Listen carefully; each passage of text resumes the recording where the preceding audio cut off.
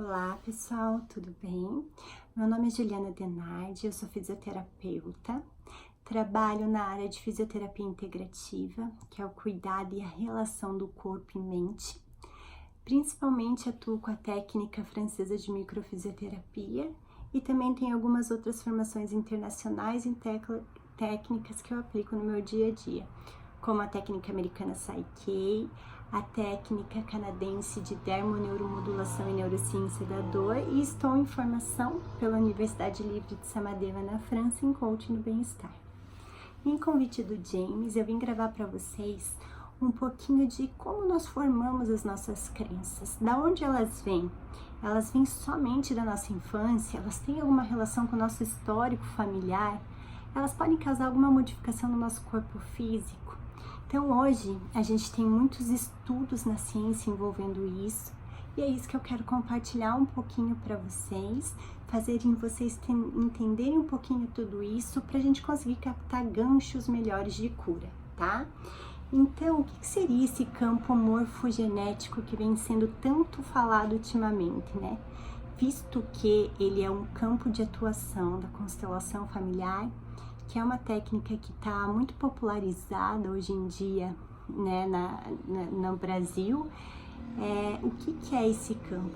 Esse campo ele seria como se fosse o nosso Google Drive familiar, ou seja, é como se cada membro da nossa família fosse uma planilha e todas elas têm acesso a uma nuvem. Então, a modificação de uma planilha, de um elemento familiar, acaba alterando uma nuvem e também modificando as outras planilhas. Então, hoje as pesquisas vêm mostrando muitos papers, muitas publicações científicas a respeito de quanto a nossa saúde física e emocional pode ser alterada por esse campo morfogenético. Aliás, porque hoje também a ciência nos diz que nós somos 75% epigenéticos e não mais genéticos, como se dizia. Não é tudo, é porque é da genética, essa doença eu vou ter porque vem da genética, né? E o que seria esse epigenética? É um mecanismo que ela estuda regulações das expressões do gene que a gente tem, mas sem ter mudanças de DNA, sem ter aquelas mudanças que trazem as síndromes, as malformações. É aquele liga e desliga, como se a gente tivesse uma chavinha desligada, que a gente recebe através do cordão umbilical, né, na vida fetal. A gente vai recebendo essas informações de gene, de memória genética, e eles podem ligar e desligar de acordo com o que a gente vive na vida. Então, para começar a colocar um pouquinho mais de conhecimento para vocês, eu queria citar uma pesquisa, né, bem importante que foi feita para mostrar que esse campo morfogenético pode interferir na nossa vida emocional e às vezes sem a gente nem saber o porquê.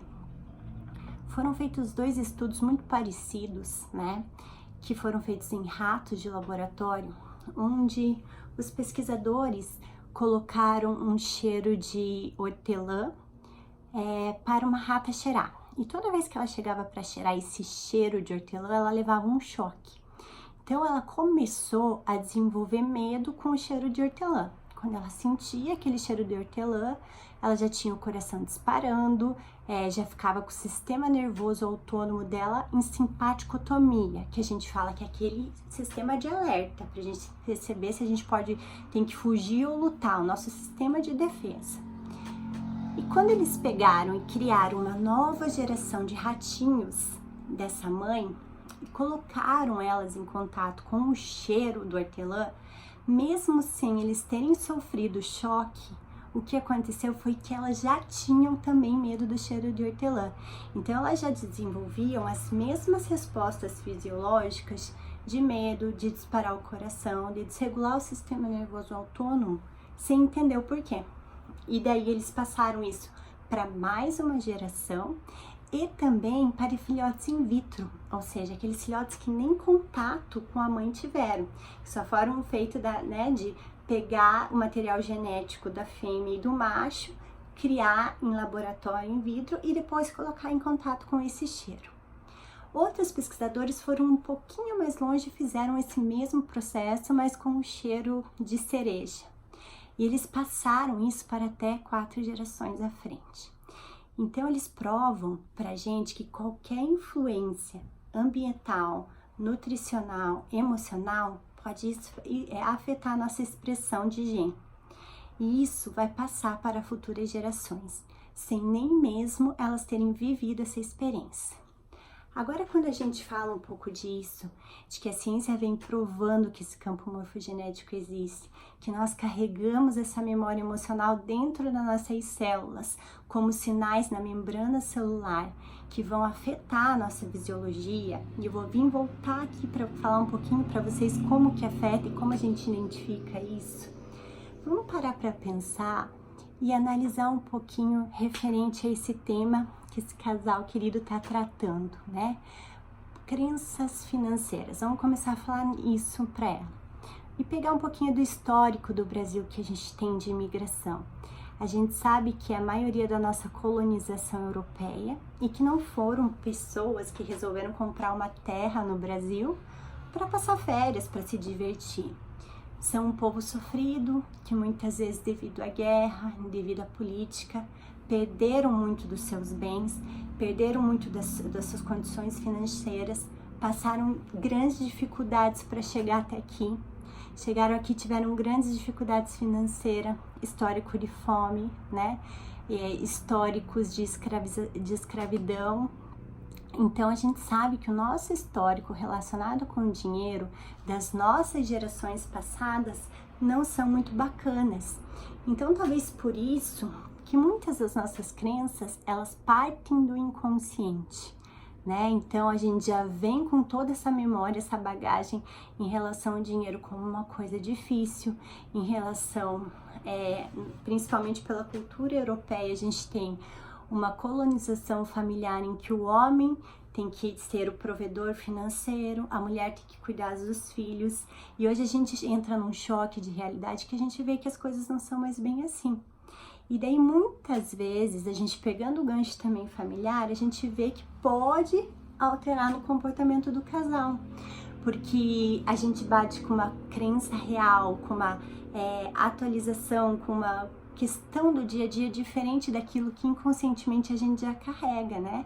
Porque a mulher tá na mesma luta que o homem, porque a mulher tá trabalhando e buscando o mesmo espaço financeiro, o mesmo espaço profissional que o homem, mas também a gente tem toda aquela questão de dentro de casa, de cuidar dos filhos, de cuidar da família, de cuidar da casa. Então são algumas crenças que inconscientemente ainda é muito difícil de ajustar, né? E a gente vê também em consultório que, além das crenças estarem no nosso subconsciente, que eu já vou explicar um pouquinho mais para vocês como se forma isso, a gente tem essa memória no nosso corpo. A gente tem até uma cientista chamada Candace Pert e Bruce Lipton também, que falam muito isso, que nós carregamos memórias emocionais do nosso passado nas nossas células corporais.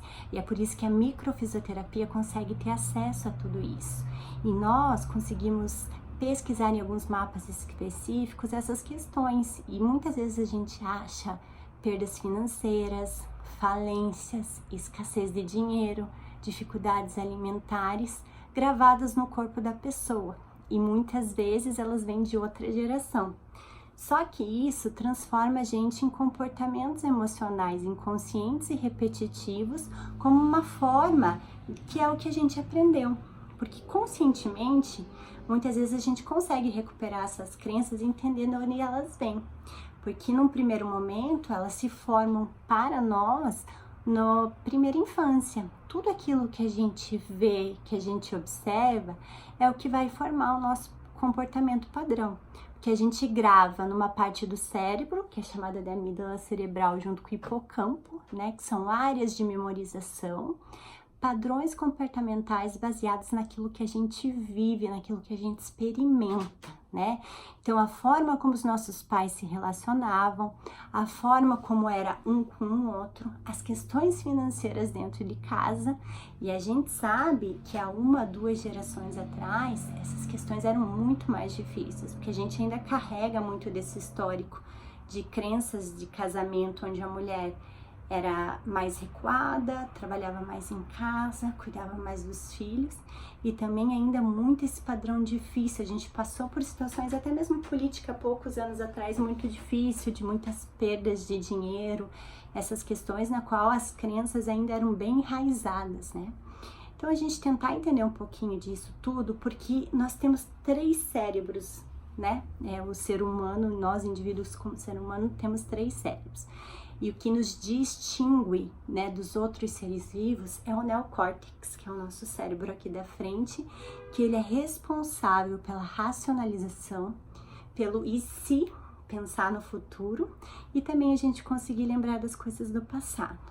O nosso primeiro cérebro, que fica mais atrás e centralmente aqui da nossa cabeça, ele se chama arqueocórtex.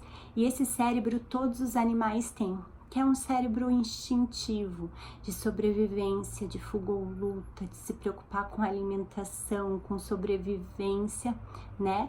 Então, assim, é um cérebro que ele não tem racionalização, que ele não tem emoção. E ali tá tudo responsável pela nossa frequência cardíaca, pela nossa frequência respiratória, pelos nossos comportamentos, porque a amígdala cerebral também se encontra nessa parte do cérebro. Então, às vezes a gente racionaliza muitas coisas que a gente quer para nossa vida. Ah, eu queria ser assim, eu queria me comportar dessa forma. E às vezes a primeira situação adversa que aparece, a gente age instintivamente. A gente coloca todo esse cérebro de fuga ou luta para reagir, né? E com isso, depois a gente para pensar e fala, meu Deus, o que eu fiz? Por quê? Porque esse cérebro ele tem uma conexão neural muito mais rápida que esse cérebro que pensa, porque ele é um cérebro de instinto de sobrevivência, então ele sempre vai tomar frente nas nossas atitudes. A gente nunca vai conseguir racionalizar e pensar para depois agir, principalmente se for uma ação que a gente sinta como se fosse ferir a nossa integridade, atentar a nossa vida, que fosse uma ameaça para a gente, para o nosso nosso corpo físico, ou para o nosso emocional, ou para o nosso instinto de caráter, para as nossas verdades que nós guardamos como seres humanos. Então, algumas vezes, a gente pensa que quer agir diferente e não consegue. Por quê? Porque esses padrões estão gravados no nosso cérebro inconsciente e ele sempre vai tomar atitude primeiro.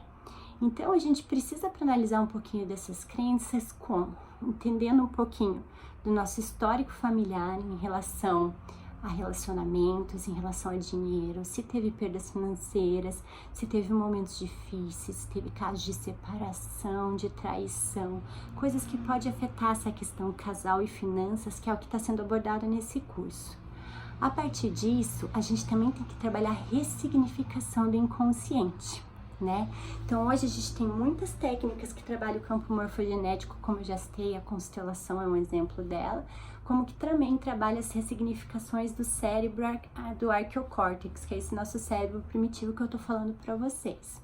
Então o Psyche é uma técnica que eu trabalho, a microfisioterapia também consegue ter acesso por essas memórias corporais que também estão com sinais decodificados por questões de passado. A gente tem barra de axis, a gente tem hipnoterapia, a gente tem várias técnicas dependendo daquilo que você buscar para você. Mas uma dica bem legal que eu dou para vocês falando sobre isso é que para a gente mudar essas conexões neurais que já estão enraizadas há muito tempo, nós precisamos criar novas conexões neurais. Isso se chama neuroplasticidade. E hoje a ciência nos mostra que neuroplasticidade é possível, que nós podemos criar novas conexões neurais desde que a gente faça daquilo um hábito.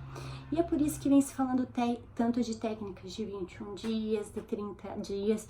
Hoje a ciência está enfatizando até mais esses 30 dias, que muitos dos serviços de coach já estão rodando para isso também.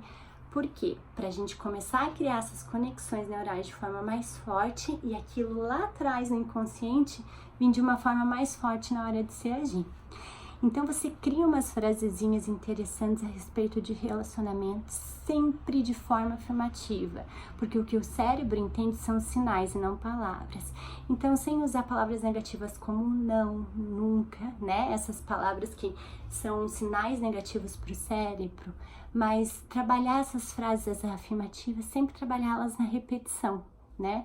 Para você começar a criar esses hábitos na tua cabeça e ir transformando aquilo em crenças subconscientes, porque depois que a gente forma elas como uma memória de curto prazo, elas passam para uma memória a longo prazo, se estabelecem nesse arqueocórtex e vão virar um processo inconsciente.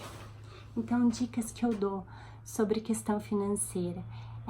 Eu mereço dinheiro, dinheiro é algo bom para minha vida, tá tudo bem ter o dinheiro que eu mereço, né? Eu mereço um relacionamento sério e apaixonado, né? Eu mereço amar e ser amado pelos outros. Essas são algumas frases que a gente trabalha no Psy-K. E quando a gente faz testes de força muscular, que também tem liberação de neurotransmissores por esse cérebro inconsciente, a gente vê que tá fraco, porque inconscientemente a pessoa não acredita nisso. Então é muito importante a gente trabalhar essa questão do inconsciente, porque é lá que as nossas crenças se informam e se transformam em atitudes do dia a dia. Certo, pessoal?